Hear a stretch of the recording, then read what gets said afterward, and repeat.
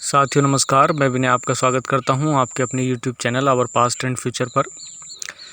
इतिहास के छोटे छोटे टॉपिक की जो सीरीज हमारी चल रही है उसका आज का टॉपिक है वैदिक साहित्य। साथियों, मेन स्ट्रीम में जो हमारा विषय चल रहा है वो ऋग्वैदिक काल चल रहा है और उसी के साथ साथ हम लोग वैदिक साहित्य को भी एक छोटे से टॉपिक के रूप में कंप्लीट करेंगे। तो चलिएगा, बिना देर की हम लोग ये जान लेते हैं कि हमें इस वैदिक साहित्य के अंतर्गत कौन कौन से चीज़ें पढ़नी है। तो चलिएगा, तो सबसे पहले हमें देखना है वैदिक काल में, जिसका नाम ही वैदिक काल इसलिए पड़ा, तो वो है वेद। इसके बारे में कुछ महत्वपूर्ण बातें आगे लिख दी गई हैं, जैसे भारत का प्राचीनतम धर्म ग्रंथ है। साथियों, इसकी प्राचीनता इतनी है कि अभी इसका अनुमान तो नहीं लग सका है, लेकिन अपने आप में जो महत्वपूर्ण बातें भारतीय साहित्य और दर्शन से मिलनी चाहिए हैं वो वेदों से मिल जाती हैं। दूसरी बात, इसको अपौरुषेय कहा गया है। अपौरुषेय का मतलब ये होता है कि किसी पुरुष द्वारा इसको नहीं लिखा गया है। ये दैवीय हैं। साथियों, ये एक किसी भी धर्म की थोड़ी सी अलग टाइप की विशेषता है कि वो अपनी किसी भी बड़ी चीज़ को, जैसे कुरान शरीफ हो गई, हमारे वेद हो गए या बाइबल हो गई, उनको हम लोग अपौरुषेय ही मानते हैं और उनका संकलन दैवीय होता है। तो ये अपने आप में स्पेशल बात है। और इसको श्रुति भी कहा गया है। श्रुति का मतलब होता है सुनने से।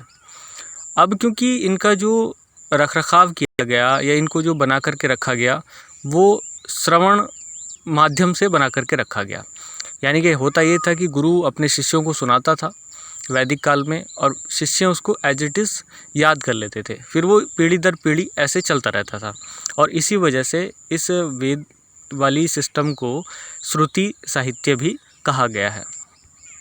चलिएगा, अगला है ब्राह्मण। तो आप लोग, पहली बात तो मैं बता दूं जो लोग नए हैं कि ये ब्राह्मण, ये वाले ब्राह्मण नहीं हैं, ये कैटेगरी की बात नहीं हो रही, ये पुस्तकें हैं, धर्म ग्रंथ हैं। और किस प्रकार के धर्म ग्रंथ हैं वो आप लोग देख सकते हैं, क्योंकि वेदों के साथ साथ वैदिक काल में यज्ञों का प्रावधान बड़ा महत्वपूर्ण था। यज्ञ के लिए क्या सिस्टम होना चाहिए, किस विधि से होना चाहिए, तो इस प्रकार की सारी चीज़ें ब्राह्मणों में दी गई थी। ब्राह्मण ग्रंथ किताबें ही हैं जो सहायक होती थी वेदों की, और इस तरीके से इनकी व्याख्या की जाती थी। फिर ऐसे ही एक टर्म है आरण्यक। आरण्यक का मतलब होता है जंगल। तो साथियों, इनका नाम आरण्यक पड़ा ही इसलिए है क्योंकि ये जंगलों के पर्पज से ही बनाए जाते थे, वहीं पर ये पीढ़ी दर पीढ़ी चलते रहते थे और ब्राह्मणों के अंतिम भाग हैं ये। तो जैसे जो भी कंक्लूज़न निकल कर के आता है किसी भी पुस्तक से, तो वो उसका अंतिम पार्ट में निकल कर के आता है। वैसे ही यहाँ ब्राह्मणों का जो कंक्लूज़न निकल कर के आया वो आरण्यकों में मिल जाता है और यज्ञों की आध्यात्मिक व्याख्या इसमें की गई है आरण्यकों में। आगे है उपनिषद। उपनिषद का मतलब होता है, उप का मतलब होता है समीप।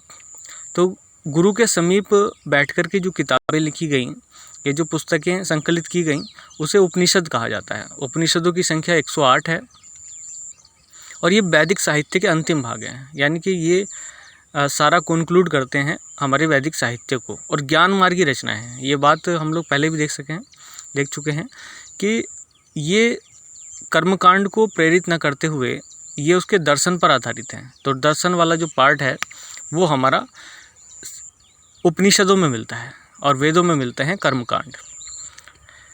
वेदांग, ये वेदों के ही अंग है। तो वेदों को समझने के लिए छोटी छोटी गाइड बुक्स कह लीजिएगा आप लोग, तो उसी प्रकार की ये सिस्टम है। जैसे किसी भी हैवी सब्जेक्ट को समझने के लिए गाइड बुक आती है, वैसे ही है ये वेदांग। वेदांगों की संख्या आप लोग जानती हैं, 6 वेदांग हैं, उस पर हम लोग अलग से चर्चा करेंगे। उसके बाद है पुराण। साथियों, पुराण का वैसे तो संबंध होता है प्राचीन आख्यानों से, जो प्राचीन बातें हैं उस संबंध में, लेकिन कालांतर में जब ये पुस्तकों के रूप में कन्वर्ट हो गई तो उसका नाम भी पुराण ही पड़ गया। और इनकी संख्या 18 है और 18 पुराणों में से कुछ पुराण महत्वपूर्ण हैं जिन पर टीकाएँ भी लिखी गई और कुछ इतनी ज़्यादा महत्वपूर्ण नहीं हैं। चलिएगा, अगला है स्मृति ग्रंथ। स्मृति ग्रंथ में इन्हें धर्मशास्त्र भी कहा गया है और स्मृति के आधार पर जिन ऋषि मुनियों ने अपनी रचनाओं को लिखा या संकलित किया वो स्मृति ग्रंथ कहलाते हैं। तो इन्हें धर्मशास्त्र भी कहा जाता है। चलिएगा अब एक एक करके देख लेते हैं। खास तौर से हम इसको 2 पार्ट में पढ़ने वाले हैं। तो पहले हम लोग वेद, ब्राह्मण, आरण्यक और उपनिषद पढ़ रहे हैं, और उसके बाद जो बचा हुआ पार्ट है जिसमें वेदांग, पुराण और स्मृति आती हैं, वो हम लोग इसके दूसरे पार्ट में लेकर के चलेंगे। तो सबसे पहले हम लोग ऋग्वेद में चल रहे हैं सीधे सीधे। तो ये ऋक शब्द से बना हुआ है, जिसका अर्थ है छंदों और चरणों से युक्त मंत्र। तो छंद होते ही हैं, तो आपको पता है, क्योंकि ज़्यादातर जो श्लोक हैं वो गेय हैं। गेय का मतलब है यहाँ पे वो वाला गेय नहीं, गेय का मतलब है जो गाने योग्य हैं। 10 मंडल हैं इसमें, वो आप अच्छी तरीके से समझ गए। 1028 सूक्त हैं, लगभग 10,600 श्लोक हैं। ये अलग अलग मिल सकते हैं, हालांकि उतना ध्यान देने की आवश्यकता इस पर है नहीं, लेकिन फिर भी आप लोगों को एक एक बार पढ़ लेना है। 5 शाखाएं हैं साथियों ऋग्वेद की: शाकल, वाशकल, आश्वलायन, संखायन और मांडुक्य। आप इसको पढ़ने की कोशिश करिएगा। ये कॉन्क्लूज़न है उन सभी किताबों से लिया हुआ जो किसी भी कॉम्पिटिशन एग्ज़ाम्स को पास कराने में सक्षम होती हैं। तो साथियों आप लोग इसको एक बार उन बुक्स के साथ साथ ज़रूर देखिएगा इस वीडियो को। आगे चलते हैं। नामकरण, आखिर ये जो नाम दिए गए हैं अलग अलग पुस्तकों के या उनके, तो वो आप लोग देख सकते हैं शिष्य संप्रदाय के नाम पर। तो जो गुरु शिष्य होते थे वो मिलकर के जिस किताब को भी संकलित करते थे उसी के नाम पर उसका नाम पड़ जाता था। तो सारे ही ऐसे हैं चारों वेद। जैसे आप पढ़ेंगे अथर्ववेद में जो अथर्व ऋषि से लिखे, और अथर्व ऋषि और उनके शिष्य द्वारा लिखे गए, ये संकलित किए गए, सॉरी मैं यहाँ पे कहना चाहूँगा, तो वो अथर्ववेद के रूप में प्रचलित हो गया। तो ये नामकरण की बात है। इसके अध्येता, ऋग्वेद का जो पुरोहित होता था, पंडित होता था, जो उसका मतलब पाठन करता था, उसको अलग अलग नाम दिए गए हैं। ये चारों ही वेदों के लिए है। तो इसमें कहते हैं हम होत्र। होत्री आप लोग याद रखेंगे, ये एक शब्द है। उपवेद है इसका आयुर्वेद। तो आयुर्वेद के नाम से आप लोग अच्छी तरीके परिचित हैं। चलिए आगे। अब हम देख लेते हैं इसके ब्राह्मण और आरण्यक। ब्राह्मण आपको मिलेंगे 2 महत्वपूर्ण, ऐत्रेय और कौशिकी। साथ ही सारे ब्राह्मण और आरण्यक नहीं लिखे जा रहे हैं, कुछ महत्वपूर्ण ही यहाँ पर आपके सामने दिए जा रहे हैं जो हमारे कंपटीशन एग्जाम के पर्पज़ से महत्वपूर्ण हैं। आरण्यक भी सेम है साथियों, ऐत्रेय और कौशिकी।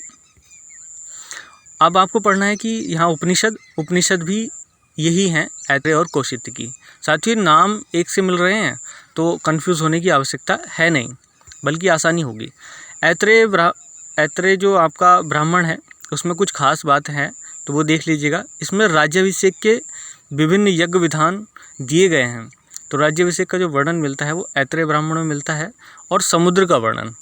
साथियों आप लोग ये भी देखेंगे कि ऋग्वेद में समुद्र का वर्णन भी मिल जाता है, ये क्योंकि उसी का पार्ट है, इस वजह से। अब यहाँ पर हम लोग डिस्क्राइब नहीं कर रहे साथियों इसको कि अगर इसके 10 मंडल हैं तो उसमें क्या क्या है, तो वो यहाँ पे काम नहीं है, वो मेन स्ट्रीम का काम है, हम लोग उसको अलग से देख रहे हैं। चलिएगा यजुर्वेद पे चलते हैं। यजुर्वेद में आप पढ़ेंगे कुछ महत्वपूर्ण बातें। एक तो पहली बात है कि कर्मकांडीय वेद है। यजुर यज्ञ से ही बना है, तो यज्ञ में जो कर्मकांड किए जाते हैं उससे जुड़ी हुई सारी बातें हमारे यजुर्वेद में मिल जाती हैं। और इसकी खास बात ये है कि ये गद और पद दोनों में लिखा हुआ है। साथियों एक सवाल मैं यहाँ से आपको दे रहा हूँ कि गद और पद में जो लिखा हुआ लेख होता है उसको क्या कहते हैं, वो शैली कौन सी होती है? तो शैली का नाम आप लोग लिख करके कमेंट बॉक्स में ज़रूर बताइएगा, और बाकी तो आगे भी सवाल जो हैं उनको भी बताइएगा। अगला है, इसमें 40 अध्याय हैं और 1990 श्लोक हैं। तो ये आप लोग देख सकते हैं, ये तो कोई ऐसी खास बात नहीं है। शाखाएं इंपॉर्टेंट हैं इसकी। यजुर्वेद की 2 शाखाएं हैं, इसमें शुक्ल यजुर्वेद और कृष्ण यजुर्वेद। तो ये नाम भी आप लोग याद कर सकते हैं। पुरोहित सेम वही बात आ रही है, जो इसका ये नाम थोड़े से अलग अलग दिए गए हैं वेदों के अनुसार, लेकिन है वही जो उनका पाठन करते थे। तो इनका यजुर्वेद का पाठन करने वाला व्यक्ति अधबुर्यु, ये आप लोग नाम याद कर लीजिएगा। उपवेद है इसका धनुर्वेद, ये बात आपके लिए महत्वपूर्ण है। चलिएगा आप देख लीजिएगा ब्राह्मण और आरण्यक। ब्राह्मण है इसके शतपथ और तैत्तिरीय, और आरण्यक ये भी शतपथ और तैत्तिरीय। साथियों हम लोग विशेष तौर से, मैं दोबारा से कह रहा हूँ कि ये वही चीज़ें हैं, लगभग सेम ही किताबें हैं, एक दूसरे की पूरक हैं। तो महत्वपूर्ण जो एग्ज़ाम के पर्पज़ से हैं वही किताबें हम लोग चर्चा में ले रहे हैं। अब शतपथ ब्राह्मण की कुछ महत्वपूर्ण बातें आप लोग यहाँ पे जान लीजिएगा। पहली बात तो ये कि ये प्राचीनतम है और दीर्घतम है, मतलब एक तो बहुत पुराना है, सबसे पुराना है और सबसे बड़ा भी है, तो इसकी महत्ता पहली बात तो यहीं पर हो जाती है। दूसरी बात इसमें लिखी है जल प्लावन। जल प्लावन का मतलब होता है कि जब प्रलय आती है धरती पर हिंदू संस्कृति के अनुसार तो सब जगह जल ही जल हो जाता है, तो ऐसी ही जल प्लावन की घटना शतपथ ब्राह्मण में दिखाई गई है। पुनर्जन्म का सिद्धांत इसमें दिया गया है। अश्वनी कुमार द्वारा च्यवन ऋषि को पुनर्यौवन देने का जो वर्णन है वो भी इसमें मिल जाता है। साथियों, पुरानी कहानियाँ इम्पोर्टेंट होती हैं। अब अश्वनी कुमार ये डॉक्टर्स थे, तो इन्होंने आँखें दी, शल्य चिकित्सा का पता चलता है और ये पता चलता है कि इतने पुराना युग में, क्योंकि ये लगभग आज से 3000 से 3500 साल पुरानी बात है, तो तब तक ऐसी शल्य चिकित्सा का होना अपने आप में भारत के लिए गौरव की बात है। उपनिषद हैं इसके बृहदारण्यक, कठ, ईश और मैत्रायण। और भी उपनिषद हैं, लेकिन यहाँ पे 2 उपनिषदों का नाम मैंने यहाँ पे आज भी लिखा है। तो ये है बृहदारण्यक, जिसमें याज्ञवल्क्य और गार्गी संवाद। तो याज्ञवल्क्य और गार्गी में शास्त्रार्थ हुआ, तो उसी का जो कंक्लूजन है उन्होंने इस किताब में लिखा हुआ है। कठ उपनिषद में है यम और नचिकेता। यम और नचिकेता की कहानी भी आप लोग पढ़ सकते हैं, जिसमें 3 बार वो मांगते हैं, तो वही सारी चीज़ें इसमें दी गई हैं। तो आपको ये याद कर लेना है कि कौन से उपनिषद में क्या महत्वपूर्ण चीज़ दी गई है। और साथियों, एक और सवाल आपके लिए, अधिक अन्न उपजाओ, जैसे बहुत सारे स्लोगन हैं, जैसे सत्यमेव जयते आप देखते हैं, तो वैसे ही है अधिक अन्न उपजाओ। तो साथियों, अधिक अन्न उपजाओ का जो मैसेज दिया गया है ये किस पुस्तक में दिया गया है, तो आप लोगों को ये बताना है। ये ज़रूर आप कमेंट बॉक्स में बताइएगा। 2 सवाल हो गए हैं आज के। चलिएगा, अब पढ़ते हैं सामवेद। सामवेद में देखेंगे 1549 श्लोक हैं और इसमें मात्र 75 मंत्र ही हैं। साथियों, आप कहेंगे कि ये कैसे, तो बाकी जो मंत्र लिए गए हैं वो ऋग्वेद से लिए गए हैं, तो इसके अपने खुद के मंत्र काफ़ी कम हैं। तो ये भी सवाल कई बार पूछा गया है कि कौन सा वेद ऐसा है जिसमें काफ़ी सारे जो मंत्र हैं, श्लोक हैं, किसी अन्य वेद से लिए गए हैं, तो वह सामवेद। 3 शाखाएं हैं साथियों इसकी, कोथुम, राणायनियम, जैमनियम, और इसके गायनकर्ता या जिसे आप लोग पाठनकर्ता बोलते हैं वो हैं उद्गाता। तो ये बात आपको ध्यान रखनी है। ब्राह्मण ग्रंथ है इसके तांडय और जैमिनीय। तांडय के बारे में बड़ी महत्वपूर्ण बात, इसे महाब्राह्मण भी कहा जाता है और पंचभिस भी कहा जाता है। पंचभिस मतलब 25, क्योंकि इसमें 25 अध्याय हैं, इस वजह से इसको पंचभिस भी कहा जाता है, और महाब्राह्मण तो है ही। और इसका एक परिशिष्ट है जिसे षड्भिस कहा जाता है और उसे अद्भुत ब्राह्मण के नाम से भी जाना जाता है। तो यहाँ पर महाब्राह्मण और अद्भुत ब्राह्मण या पंचभिस और षड्भिस, षड्भिस मतलब 26 अध्याय वाला। आरण्य किसके हैं, छंदोग्य और जैमिनीय, ये आप लोगों को सीधे सीधे पढ़ने हैं। उपनिषद भी सेम छंदोग्य और जैमिनीय।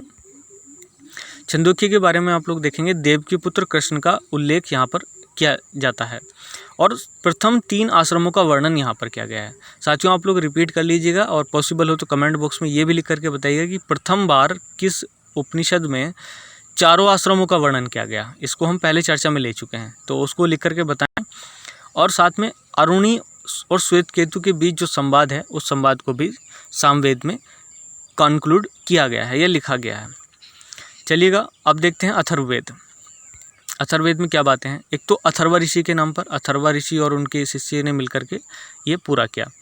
इसे ब्रह्मवेद कहा जाता है, ये ब्रह्मवेद या श्रेष्ठ वेद। ये साथ ही सवाल कई बार पूछा गया है, इसको याद करें। 6000 मंत्र हैं, 20 अध्याय हैं और 2 शाखाएं हैं। 2 शाखाओं में शौनक और पिपलाद, ये दोनों ही शाखाएं महत्वपूर्ण हैं। और ख़ास बात यह है कि सभा और समिति को प्रजापति की 2 पुत्री कहा गया है। प्रजापति उस समय के देवता थे। किस प्रकार के देवता थे आप लोग देख सकते हैं। तो इसी वेद में कहा गया है प्रजापति की 2 पुत्रियां। राजा परीक्षित का उल्लेख, साथियों राजा परीक्षित का उल्लेख आप देखते हैं जब द्वापर युग समाप्ति के बाद कलयुग का प्रारंभ होता है, तो उस समय की कथा है राजा परीक्षित की, वो आप लोग देख सकते हैं। और इसके पुरोहित हैं या पाठन करता है जिनको कहा जाता है ब्रह्मा, इसलिए ब्रह्मवेद आप लोग कंक्लूड कर सकते हैं। ब्राह्मण है इसके गोपथ और भी हैं। इसका कोई आरण्यक नहीं है, ये बात आपको ध्यान रखनी है। जैसे बुध ग्रह का कोई उपग्रह नहीं है, वैसे ही इसका कोई आरण्यक नहीं है। उपनिषद इसके 3 महत्वपूर्ण लिखे हुए हैं, बाकी अन्य को पढ़ने की आवश्यकता है नहीं। मंडूक उपनिषद, मांडुक्य उपनिषद और प्रश्नोपनिषद। तो अब कुछ बात देख लेते हैं। एक तो मुंडक उपनिषद, सत्यमेव जयते। तो मुंडकोपनिषद का ये साथियों महत्वपूर्ण उल्लेख है। तो अब आपको ये देख लेना है यहाँ पे कि सत्यमेव जयते मुंडक उपनिषद से जुड़ा हुआ है। ये तो जुड़ा हुआ ही है, लेकिन आप लोग ये जरूर देख लीजिएगा कि जो मुंडक उपनिषद है वो अथर्ववेद का है। तो इसको आपको यहाँ पे और लिंक कर लेना है, क्योंकि अभी ये तो जानते हैं मुंडक उपनिषद से लिया गया है ये, तो ये कंक्लूजन यहाँ पे जरूर करना है। और साथ ही मुंडक उपनिषद में ये भी बताया गया है कि यज्ञों को टूटी नाव के समान। साथियों, क्योंकि वेदों की ये सिस्टम था कि वो वेदों को ही कहते थे कि ये ही भवसागर से पार लगाएंगे।